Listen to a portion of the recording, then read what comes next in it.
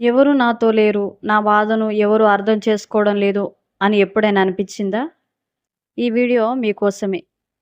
కష్టాల్లో, అవమానంలో, ఒంటరితనంలో దేవుడు ఎలా మనతో ఉంటాడో ఈ సందేశంలో మనం తెలుసుకుందాం. వీడియో చివరి వరకు చూడండి.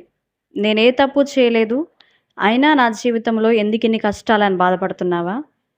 బైబిల్‌లో యోబు జీవితాన్ని గుర్తు చేసుకో. యోబు నీతిమంతుడు, దేవునికి భయపడే వ్యక్తి.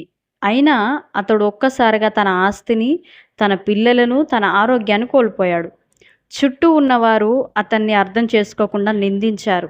అన్ని వైపుల నుండి బాధలు వచ్చినా యోబు దేవుని విడిచిపెట్టలేదు.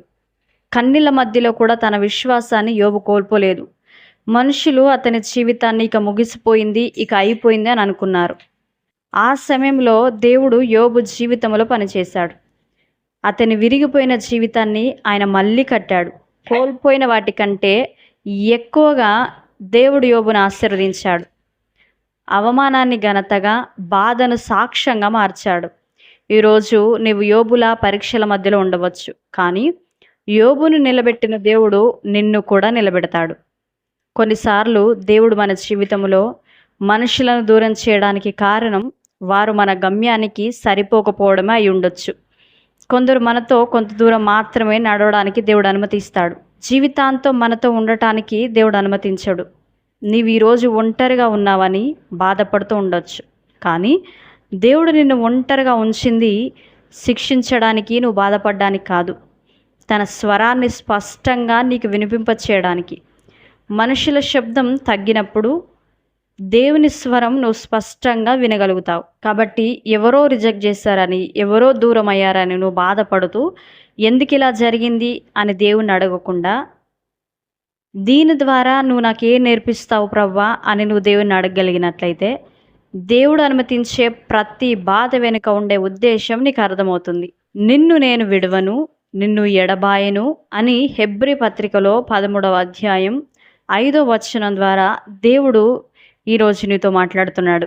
ఈరోజు నీ జీవితంలో జరుగుతున్న పరిస్థితులను బట్టి, నీ జీవితంలో నువ్వు ఎదుర్కొంటున్న ప్రతికూల పరిస్థితులను బట్టి రేపటి నీ భవిష్యత్తును నువ్వు నిర్ణయించవద్దు.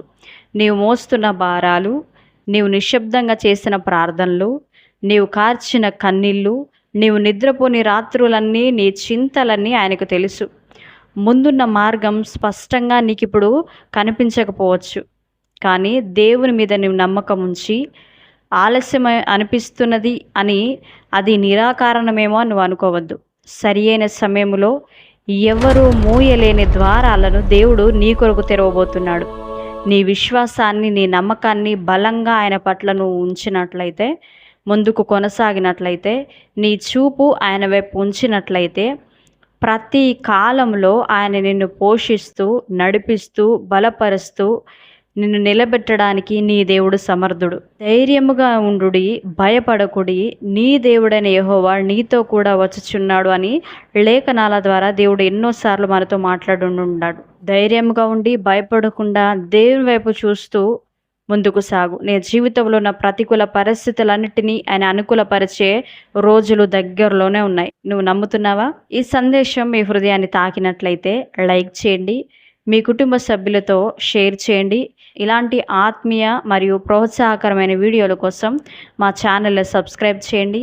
మీ అభిప్రాయాన్ని కామెంట్లో తెలియజేయడం మర్చిపోవద్దు.